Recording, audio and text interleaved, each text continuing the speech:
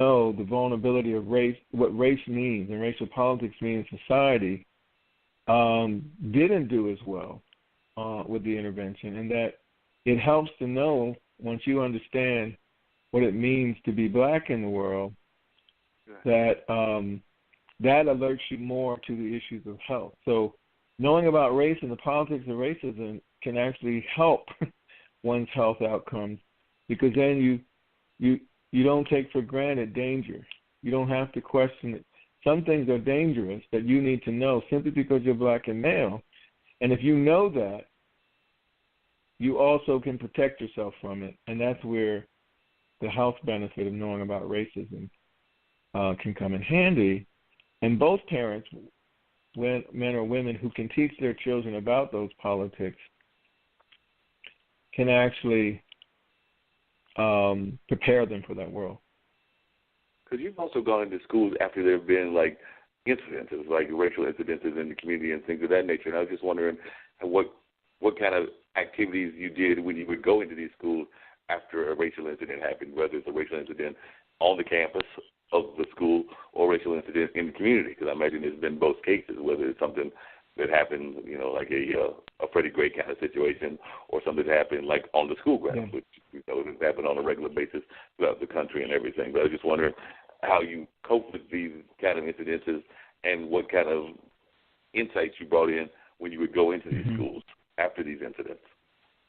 Yeah, that's a great question. I mean, partly it so happened that we ended up in a Baltimore school, Catholic school, all-girls school, after Freddie Gray incident, in which the girls were getting racial epithets because, again, the white students were watching the news and saw the students rioting in Baltimore and blamed it on the kids and not the situations. And they started taking it out on the black girls, primarily from the Baltimore area.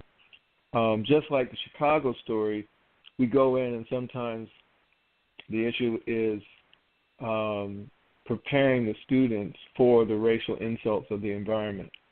Another strategy, though, is understanding the story and the trauma of being different.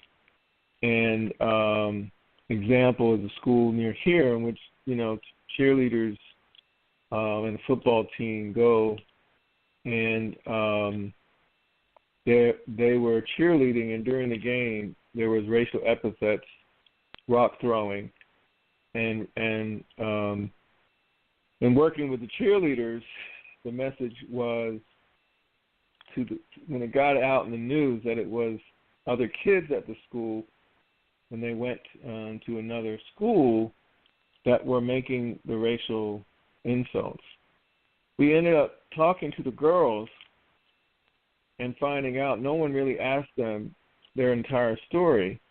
And in the process, people didn't know that it really wasn't children that were making the racial epithets at the neighboring school. It was the adults. So another thing we will do is we'll go in and try to get the full story and help young people deal with the trauma of being racially aggressed.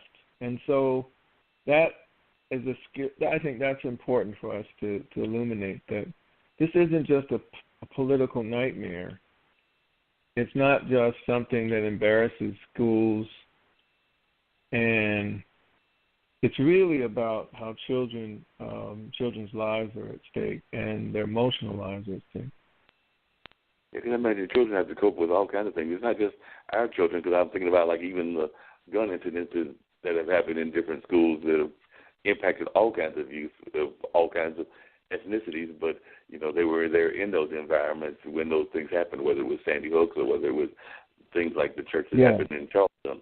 And so a lot of times our youth hear about these things and then they want to know, how it relates to their own lives and what they can do.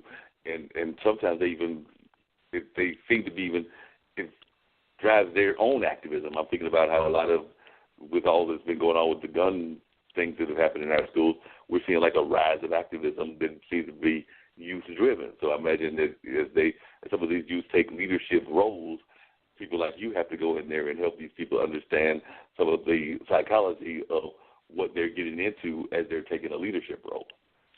Yes, Yes. And, adults are also traumatized by these events and not sure what to do.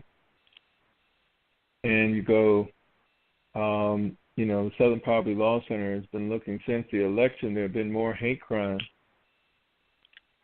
going on in ways that has happened around schools. So educators are stumbling too and traumatized. What do I do when religious and racial and a host of what you might call hate speech and hate crime is happening? So everybody needs support, not only the students but the adults as well.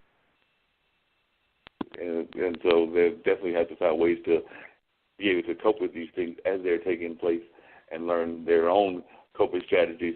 I was also wondering, there was a book that came out, and we've actually talked about it on the show sometime back. I think it was on one of our other guests. And I was wondering if you think that this is still relevant today, even though the book was written in the 70s. It was Michelle Wallace's book, The Myth of Superwoman and Black Macho. So the concept was that too many of our youth are being trained to be these type of macho.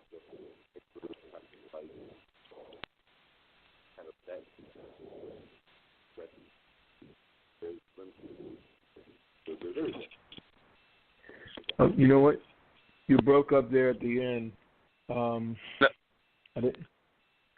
Yeah, I was asking about Michelle Wallace's book, The Myth of Black Macho and the Superwoman, and I was just wondering if you find that is still a relevant book to this day and time, whether what she talked about is still relevant to the 21st century.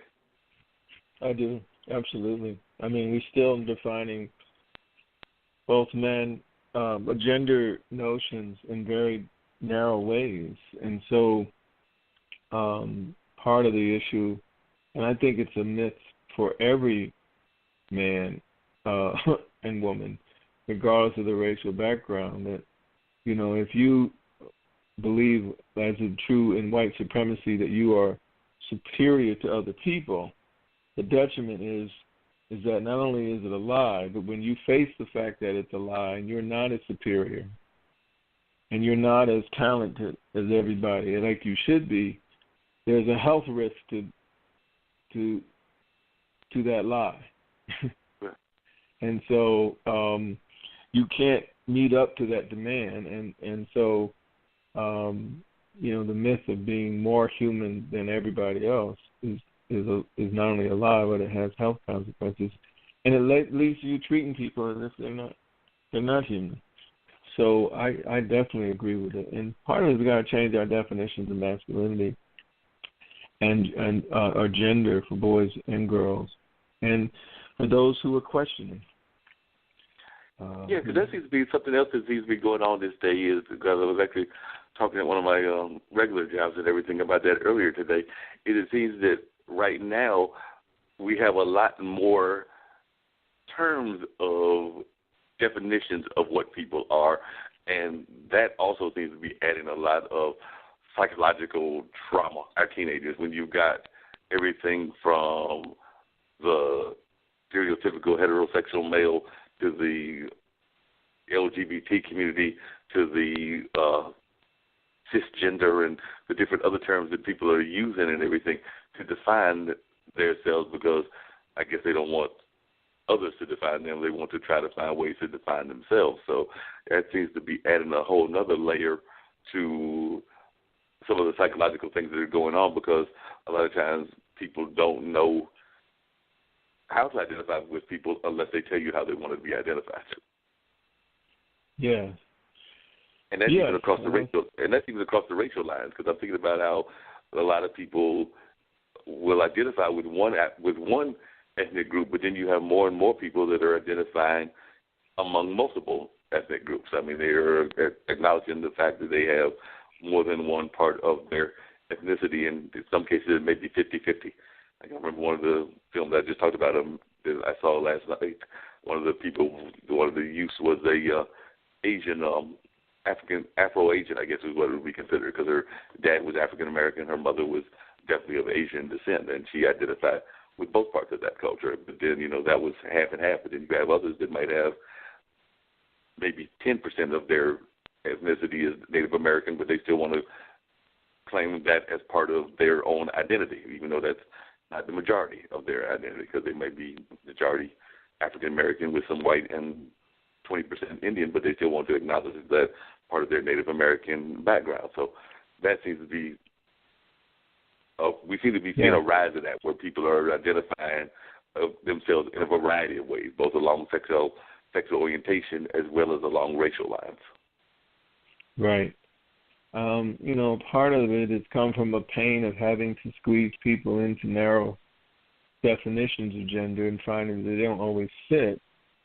And I think it also, as adults grow older, where there's less sort of social conformity pressures, they decide more clearly what they have been all along. And part of that pressure is a growing awakening of our difference. And I know it's troubling, but I think the pressure to be a certain kind of person in a particular model and stereotype has again, health consequences, and people are saying, why are we doing this to ourselves, to keep fitting people into these boxes that have, they represent problems for everybody. Well, more people than we thought. Yeah, because one of the other incidences in the movie that I thought that was really interesting was there was a young, and I've seen this before, because, some ethnic groups look similar to each other if you look at their features and everything. So one gentleman was clearly Filipino, which is an Asian descent, but within the course of the interviews that they were doing, they asked him, well, what do people consider you? And he said, well, most people would think that I'm Hispanic. So, even though Filipinos are definitely part of the Asian culture and not part of the Hispanic culture, they do have some features that are similar to certain Asian cultures. So you can see where people might make that assumption and everything, but I guess that's one of them cases where people have to stand up and let folks know who they are and what they are right then and there, and kind of like have those moments that you were talking about, even with when people are calling you negative things like using the N-word, and you have to call them out. You might have to do the same thing with the ethnicities. Mm-hmm. And if you are identified with a certain ethnicity and they're not identifying you that way, then you need to let them know off the top of the, from Jump Street that, look, that's not who I am. My family is from the Philippines, and we moved here whenever, and share some of that history so that you're nipping it in the bud and they're also learning a little bit about your culture. Yes, absolutely. And for students who've been biracial, we've learned too, it's important to learn to socialize around the history of your own cultures, both cultures. Understanding your history is important regardless of who you are. So, could there be a gap or a sense of a missing emptiness if you don't explore all of the elements of your history? And I think we've used the African proverb for all of our work. The lion story will never be known as long as the hunter is the one to tell it. And we're realizing just how many narratives we try to live up to that we never wrote, that our ancestors never wrote for us. They didn't have this destiny for us. And so part of that is, tracking and telling your own story. Right, and that's what more of us seem to need to do, is to tell our own story. We can't all believe that everybody that's from the trying to think of one, that everybody that's from the Philippines looks like one of those Hawaiians from Hawaii 5-0 and everything, and the same thing that not everybody that's Native American looks like Tonto, because, there were various tribes that were out there, and they all had different kinds of features and different kinds of lifestyles. Some were a little bit more warrior class, and some might have been a little bit more farmer kind of class. So there was different things going on depending on which part of the country they were in and what they were trying to cope with in those environments. Some might have been in a more mountainous kind of environment, so they were fighting one thing, whereas somebody in North Carolina or New York would be fighting something totally different. Right. Yeah. We have to understand and look at these histories, but too often I think also that we let the media put the stereotypes in, and I'm not just thinking about the commercial media, meaning what we see on TV and films, but also I'm sure that